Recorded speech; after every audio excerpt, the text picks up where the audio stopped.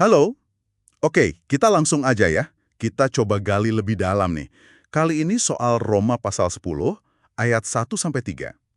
Kita pakai catatan analisis yang Anda siapkan, fokusnya soal kerinduan Rasul Paulus, ya, supaya bangsanya sendiri, orang Israel, bisa selamat. Yang menarik dari catatan ini, langsung kelihatan ada semacam ironi gitu ya. Orang Israel ini kan digambarkan semangat banget buat Tuhan. Tapi, kok dibilangnya tanpa pengertian yang benar? Malah kayak bikin standar kebenaran sendiri gitu. Nah, coba kita bedah ini. Iya, betul sekali. Persis di situ intinya. Ada kontras ya antara semangat yang wah tinggi sekali, tapi pemahaman teologisnya keliru. Di ayat 2 dan 3 itu dijelaskan. Karena mereka tidak kenal kebenaran Allah yang sejati, yang kalau kita lihat konteks Roma, ya jelas acuannya ke Kristus kan. Nah, mereka malah sibuk membangun kebenaran versi mereka sendiri lewat usaha taat hukum Taurat itu.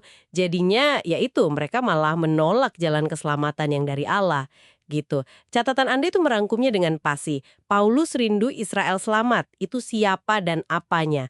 Kapan? Ya, sekitar abad pertama Masehi lah ya.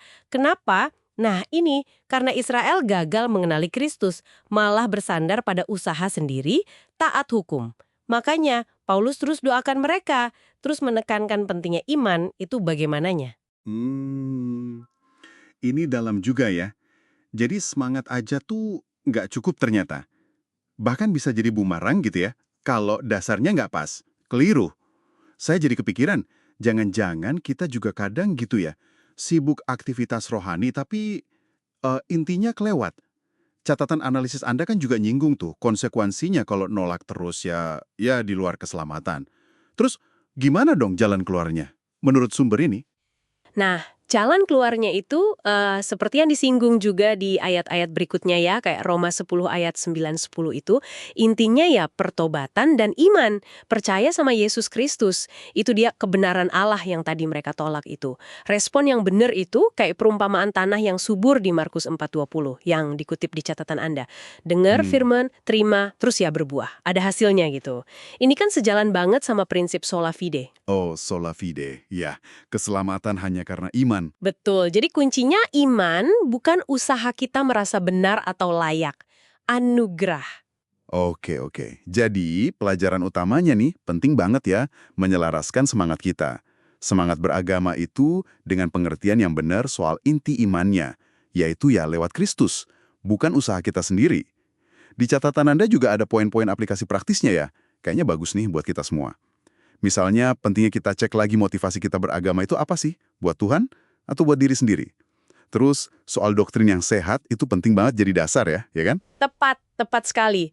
Bukan cuma soal giat atau sibuk secara religius ya, tapi lebih ke penundukan diri kita. Tulus gitu. Kepada kebenaran yang Allah sudah kasih tahu. Semangat itu baik, tapi akarnya harus benar, kebenaran yang pas. Sip. Nah, sebagai penutup nih, ada satu pertanyaan reflektif dari sumber kita ini.